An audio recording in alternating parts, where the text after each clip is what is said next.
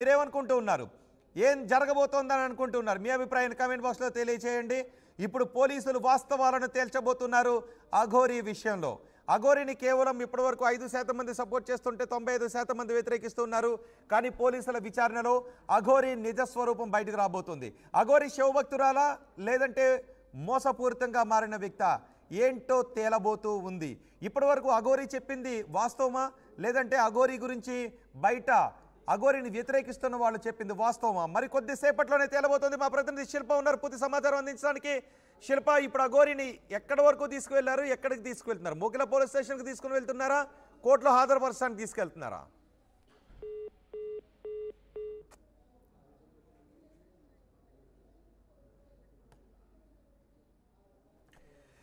అఘోరీని పోలీసులు అదుపులోకి తీసుకున్నారు. నార్త్లో అఘోరీని పోలీసులు అదుపులోకి తీసుకున్నారు. అఘోరీని అదుపులోకి తీసుకున్న తర్వాత పోలీసులు తెలంగాణకు హైదరాబాద్కు తీసుకొస్తున్న దృశ్యాలే మీరు చూస్తూ ఉన్నారు. ఆ 2 వాహనాల్లో కూడా పోలీసు వాహనాలు, అందులో ఒక వాహనంలో అఘోరీని తీసుకుని వెళ్తూ ఉన్నారు. ఆర్టీవీ అఘోరీని తీసుకువెళ్తున్న పోలీసుల వాహనాన్ని ఫాలో అయింది. చూడండి ఒకసారి మొదటి బాక్స్లో అఘోరీ శ్రీనివాస్ని పోలీసులు పోలీస్ స్టేషన్కి తీసుకొచ్చిన దృశ్యాలవి. అఘోరీ పోలీస్ స్టేషన్కి వచ్చిన తర్వాత అఘోరీ శ్రీనివాస్ మాట్లాడింది మీడియాతో. తను చట్టానికి కట్టుబడి ఉంటాను అంటూ అఘోరీ మాట్లాడుతూ ఉంది. పోలీసుల మీద నమ్మకం ఉంది, పోలీసుల విచారణ కొనసాగుతోంది, కేసు కోర్టులో ఉంది అని అఘోరీ మాట్లాడుతుంది. కానీ ఇప్పటివరకు అఘోరీ ఈ వెర్షన్లో ఎప్పుడూ మాట్లాడలేదు. చట్టాలపైన గౌరవం ఉంది, పోలీసులు, కేసులు, కోర్టులు అంటూ మాట్లాడలేదు. ఇప్పటివరకు తనపై ఏ ఆరోపణ వచ్చినా ఆత్మాహుతి చేసేసుకుంటానని అలాగంటున్నారు. అగ్రెసివ్గా ఉన్న అఘోరీని మాత్రమే చూశారు. కానీ వన్స్ పోలీసులు అదుపులోకి తీసుకున్న తర్వాత అఘోరీ ఈ స్టైల్లో మాట్లాడటం ఇప్పటివరకు చూడలేదు.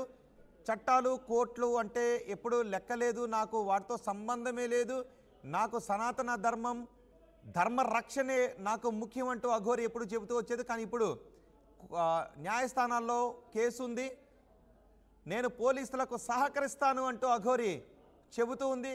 కానీ ఇప్పటివరకు అఘోరీ అవసరమైతే నేను ప్రాణత్యాగం చేసుకుంటాను, నాకు బతుకు మీద ఆశ లేదు, డబ్బు మీద మోజు లేదు, భౌతిక సుఖాల మీద మోజు లేదు, డబ్బు మీద ఆశ లేదు, ఏ పదవులు అవసరం లేదు, కేవలం శివుడు, శివభక్తే నాకు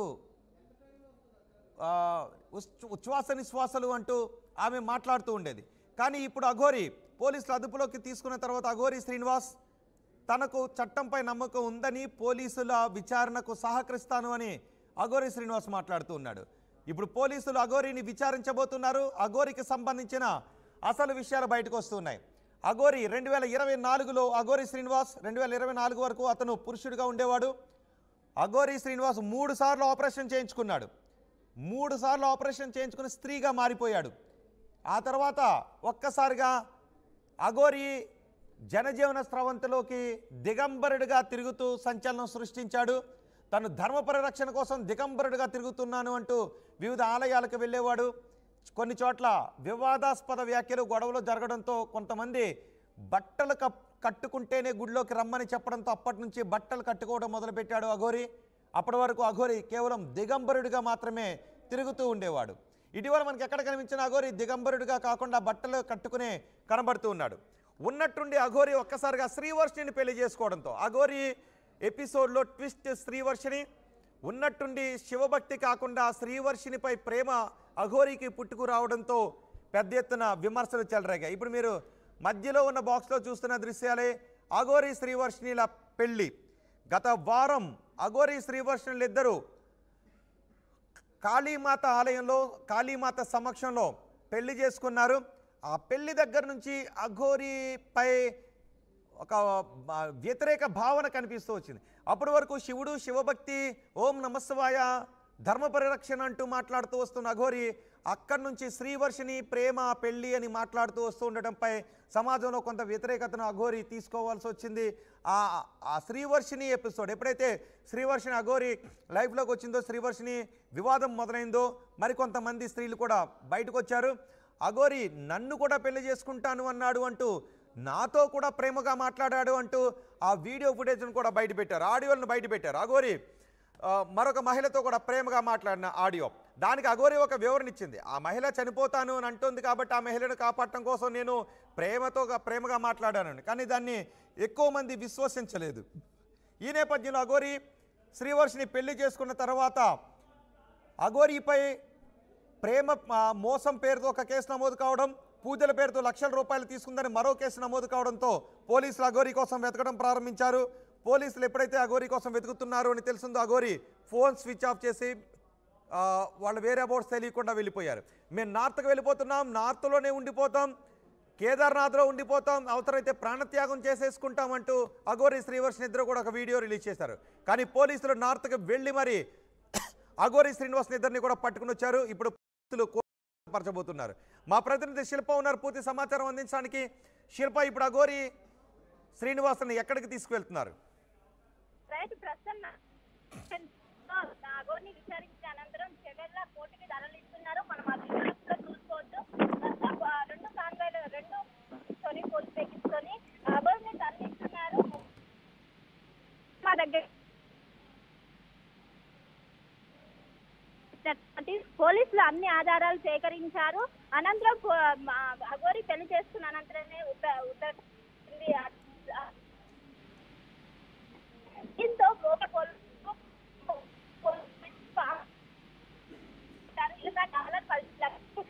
కూడా అనేక అంటూ కూడా ఆరోపణలు వస్తాయి. ఇంకోవైపు